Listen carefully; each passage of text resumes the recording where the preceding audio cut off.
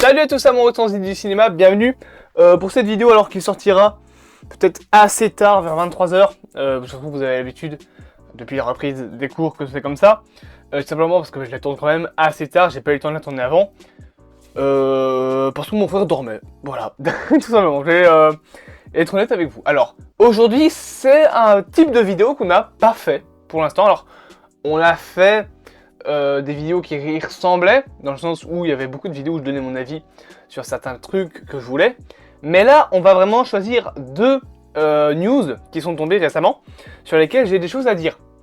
Ici, bon, de base, ça devait être une seule, parce que je l'ai annoncé dans le planning de la semaine, ça devait être une seule news, bien évidemment Harrison Ford.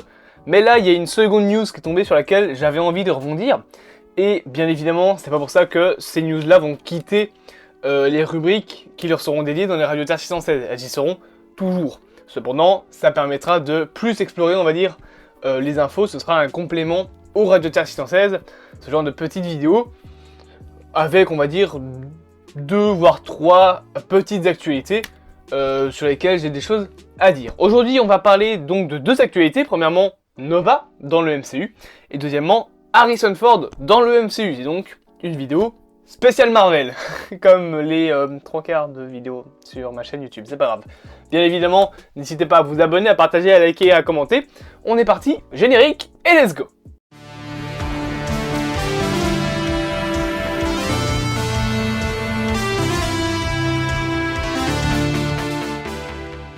Et on commence cette double news du coup, par une première info. Nova aurait trouvé son moyen d'intégrer le MCU. Alors, Nova, c'est un personnage que on connaît beaucoup. Les fans aiment Nova, que ce soit la version, on va dire, plus adulte de Nova, le personnage qui est plus, on va dire, juste plus adulte en fait, beaucoup plus centré sur d'autres thématiques, là où on a une autre version qui du coup est Sam Alexander, qui là est beaucoup plus la version enfant. Le premier Nova c'est Richard Rider, le second Nova c'est Sam Alexander. D'ailleurs sachez que personnellement le Nova que j'ai découvert c'est Sam Alexander grâce à la série Spider-Man et grâce aux comics New Avengers qui sont les rejetons en fait de l'événement Secret Wars. Voilà. J'en parle beaucoup de ces comics là parce que c'est des comics qui sont ici. Mais en fait, c'est des rejetons de Secret Wars, ceux-là. C'est pour ça que Miles Morales est dans le même univers que Peter Parker, par exemple. Bon, là, à ce niveau-là des comics, je pense que Peter Parker, dans cette version-là, dans cet univers-là, du moins, n'est plus, et qu'il n'y a plus que Miles Morales. Parce que il n'y a plus que Miles Morales, ou alors il a détaché le costume. Mais bref, je m'égare. En attendant, Nova, que ce soit Richard Rider ou Sam Alexander, c'est un personnage qu'on attend dans le MCU. Et de base, il aurait carrément pu apparaître dans Avengers Infinity War, mais ça a été abandonné et Kevin Feige a déclaré que, à la place, Nova allait quand même apparaître bientôt dans le MCU. Et bien justement, on a des petites annonces puisqu'il se pourrait plutôt, qu'un projet Nova commence sa production en 2023. Et ce fameux projet Nova serait un special. Alors, les specials, c'est quoi? C'est Werewolf by Night, c'est le Little Special des Gardiens de la Galaxie. Ce sont en gros des, on va dire, moyens métrages de 50 minutes, plus ou moins 1 heure. On va arrondir ça à 1 heure, donc des espèces de petits films qui vont présenter des personnages ou qui vont explorer une thématique qui n'est potentiellement pas assez explorable, ou en tout cas qui n'est peut-être pas assez longue pour en faire une série en 6 épisodes par exemple, comme ils auraient pu le faire pour She-Hulk. Le programme spin-off de Black Panther, Wakanda, enfin Kingdom of Wakanda, qui serait donc basé sur l'histoire du Wakanda dans le passé, pourrait être un special. Et bien pareil pour Nova, puisque Cosmic Circus, un site qui est assez fiable, a justement annoncé que Nova pourrait être présenté comme un special Marvel, une présentation spéciale Marvel Studios qui serait présentée sur Disney+, comme pour Werewolf by Night. Alors, bien évidemment, le studio n'a pas encore beaucoup travaillé dessus. En mai 2020 d'ailleurs, le journal, ou je pense que c'est un site internet, The Illuminati Nerdy, je pense que ça se prononce ainsi, a révélé que le projet Nova n'était que au stade de développement. Et la source est quand même assez fiable et nous aurait annoncé qu'il est prévu que le programme Nova, que ce soit un film, une série ou un spécial, sorte pour la phase 5 ou pour la phase 6. Mais c'est là que j'ai des petites données à mettre, enfin même mon petit avis personnel. Je pense que Nova n'apparaîtra pas avant la phase 7. Alors, je sais, c'est triste, parce que beaucoup de personnes attendent Nova, que ce soit Richard Rider ou Sam Alexander. Je sais beaucoup de gens disent que Richard Rider serait mieux. Moi, j'aime bien Sam Alexander. En fait, je le préfère à Richard Rider, ce côté un peu adolescent qui est encore un peu perdu. J'aime vraiment bien la version de Sam Alexander. Donc, les deux me dérangent pas. Juste, je préfère le jeune Nova. Mais je pense qu'il n'apparaîtra pas avant la phase 7 du MCU. Parce que les phases 4, 5, 6, à part la phase 6, beaucoup des projets sont déjà connus. Et on peut déjà établir une base concernant la phase 6 du MCU. Un film Hulk, potentiellement une saison 2 à Miss Marvel, une saison 2 à She-Hulk, la saison 2 de What If, bien qu'elle est censée arriver pour plutôt la phase 5, potentiellement Doctor Strange 3, finalement, Spider-Man, la nouvelle trilogie qui pourrait apparaître durant la phase 5 et probablement durant la phase 6 et la phase 7. Mais donc voilà, même si il y a beaucoup de films qui manquent, la phase 6, on peut déjà avoir pas mal d'infos, potentiellement même peut-être Thor 5, vu que Thor 4 c'est phase 4, Thor Love and Thunder, Thor 5 pourrait apparaître durant la phase 6. Je ne pense pas que dans ce truc-là, Nova puisse apparaître durant la saga du multivers. Cependant, rappelons que Marvel a déjà mis des dates qui ont probablement changé, enfin qui ont changé du coup avec le report des films Marvel et d'Avengers Secret Wars à 2026, mais en tout cas Marvel a déjà calé 4 dates. On sait qu'il y a au moins 4 projets qui sont déjà en préparation pour 2026, pour la phase 7. Et je pense que la phase 7 pourra être une phase centrée sur, on va dire, l'ère cosmique de Marvel. On a eu la première phase, qui était, on va dire, l'ère terrestre. La deuxième phase, qui était l'ère, on va dire, du teasing, entre guillemets. La troisième phase, les pierres d'infinité, Thanos, Infinity War et Endgame. La phase 4, l'après-Endgame. On remet quelques personnages en contexte et on commence les bases du multivers avec No Way Home et Doctor Strange. La phase 5 et phase 6, le multivers dans toute sa splendeur.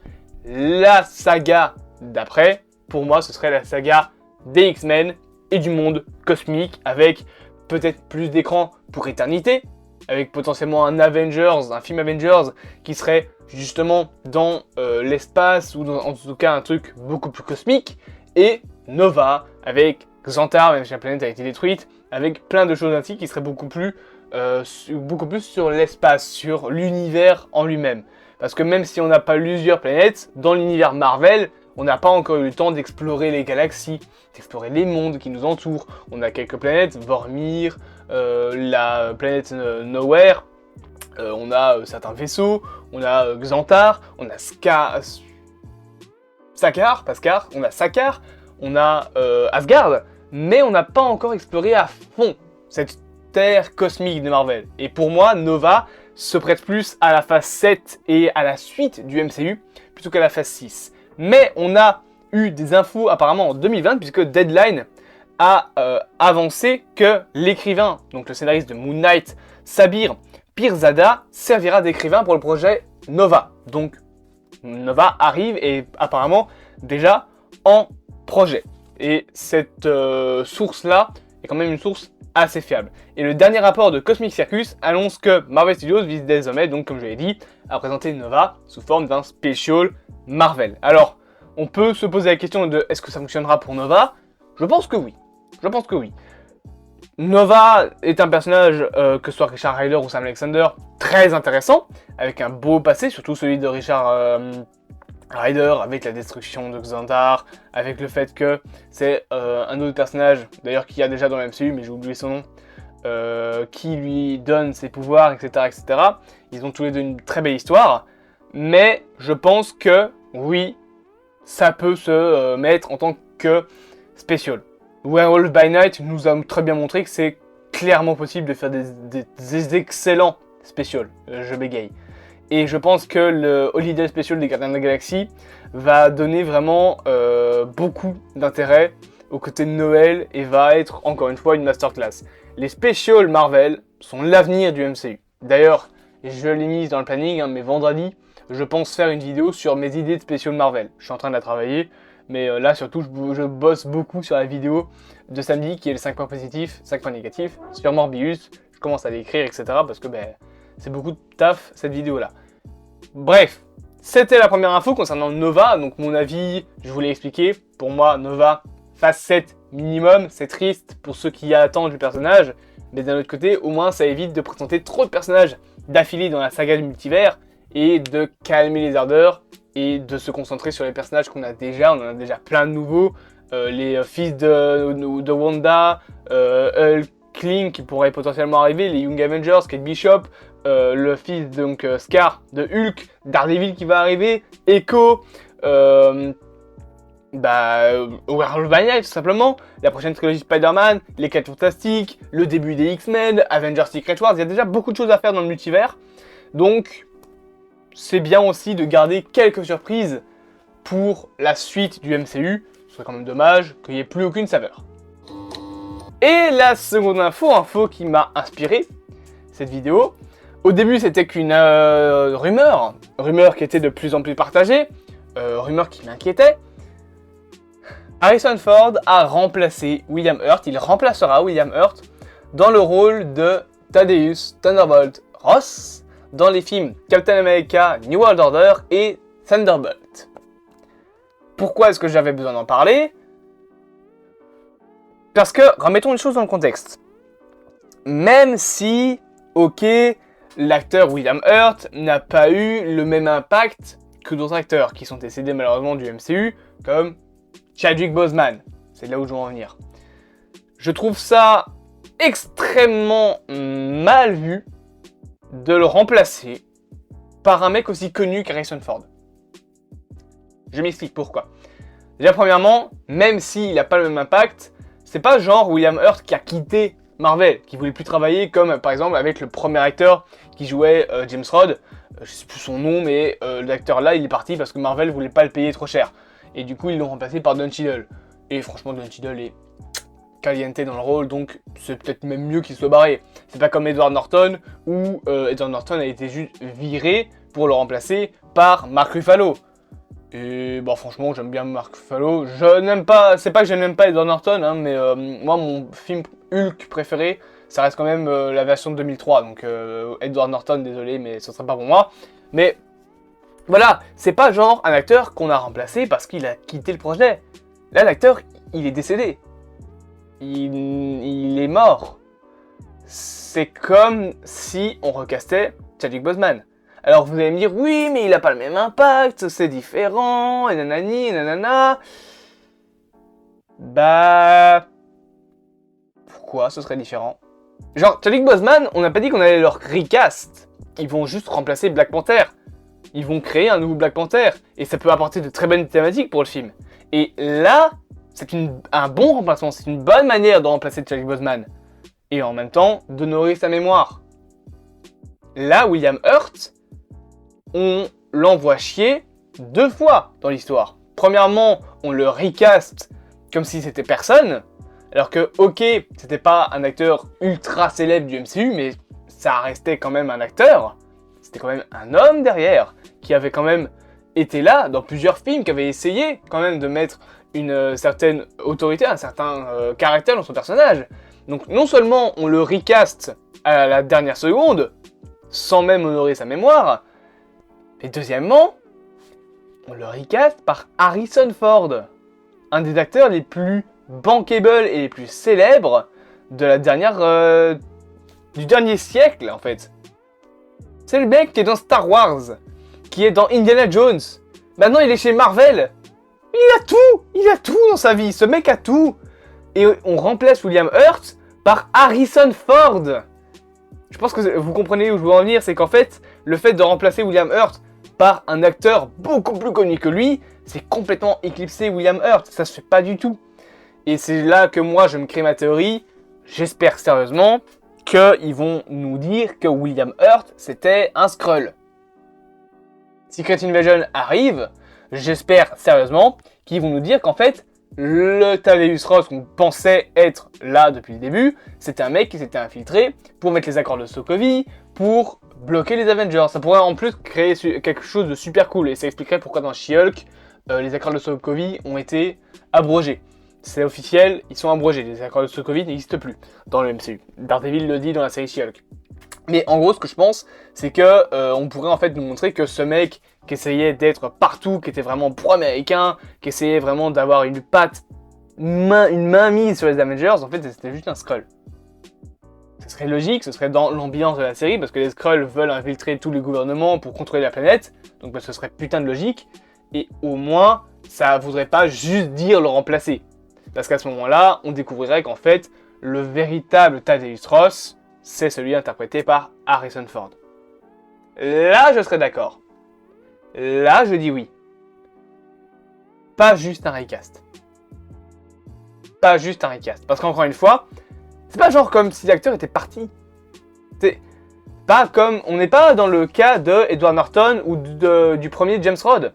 Les acteurs là, ils sont encore en vie. Edward Norton se porte même très bien. Là, on est sur un acteur qui est décédé, qu'on remplace, déjà premièrement. C'est une première chose, c'est un petit peu... voilà quoi, c'est juste on le recast et ça n'a aucun impact. Mais on le recast par Harrison Ford. Ah ouais, t'en as tellement rien à foutre. Tu te caches même plus là. Donc, je pense sérieusement que Marvel doit tourner ça autrement que juste un recast. Parce que si c'est juste pour nous dire « Ah non, mais oubliez William Hurt, au final maintenant vous avez Harrison Ford, mais c'est le même perso !» C'est cracher sur la gueule de William Hurt et ça par contre ça passera pas. C'est passé encore une fois pour Edward Norton et pour le premier James Rhodes, parce que ces acteurs-là sont pas morts. Ils sont encore en vie. C'est pas, il y a pas une question de honorer leur mémoire, c'est juste qu'ils ont été virés.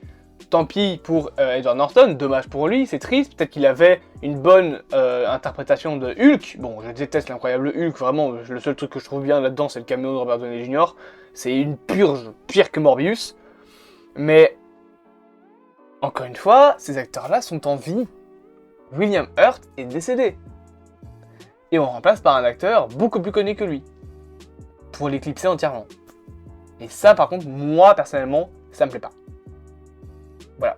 J'espère que cette petite vidéo vous aura plu, que ce concept, c'est pas vraiment un concept, mais que ce style de vidéo plutôt vous a plu. Bien évidemment, abonnez-vous, partagez, likez et commentez cette vidéo. C'est important, très important. Surtout, vu ces temps-ci, je pense que vous l'aurez remarqué, YouTube, en fait, supprime mes likes. Il les supprime complètement. Alors, il les supprime pas vraiment, en fait, il les masque. Mais du coup, ça impacte énormément. Donc, essayez quand même, si vous êtes là, de liker, de vous abonner, etc. Et de montrer que, même si c'est plus affiché, vous me soutenez toujours. Je le sais, mais ça fait plaisir au cœur. Voilà, c'est simplement. Bien évidemment, vous me connaissez, je reprends mon clap. Le clap qui tient cette fois-ci, parce que alors lui... Donc il faut que je le revise, quoi. Bref, je reprends mon clap, je l'ouvre, je le tourne dans le bon sens, et je vous dis à plus à mon rétro du cinéma. À demain pour la critique de Black Adam, et pour la vidéo Andor, et potentiellement une vidéo au soir sur Silent Hill.